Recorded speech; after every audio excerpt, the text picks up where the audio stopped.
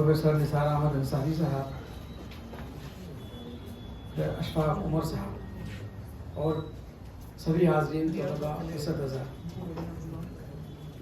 बहुत खुशी की बात है।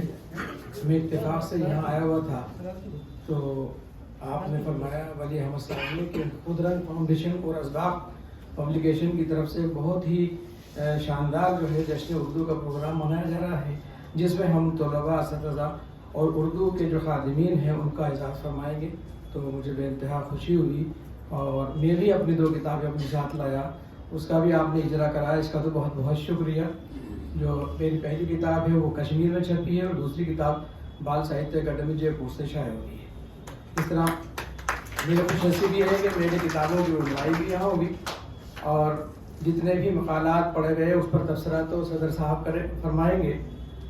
मुझे कुछ बातें ऐसी लगी जो ख़ास तौर पर अहमदाबाद और गुजरात के लिए बहुत ज़रूरी है। प्रोफेसर मुंबई वाला साहब का जो कलीदी खुतबा है, अगर हमने उस पर अमल कर लिया तो हमारी बहुत सारी उर्दू की मुश्किलात हल हो जाएंगी। दूसरे हमारे अशफाक उमर साहब ने भी बहुत अच्छी बातें उर्दू तालीम के एतबार से बताई, उर्दू मीडियम के बारे में बताई। और वक्त चूँकि कम है और मैं उर्दू तदरीस पर बात नहीं कर सकता, उर्दू की तरबियत पर बात नहीं कर सकता, लेकिन इतना मैं इशारा दूंगा कि BEd, STC, second grade, first grade में जो किताबें चलती हैं वो आप मेरे खाकसार की किताबें ज़रूर पढ़ें।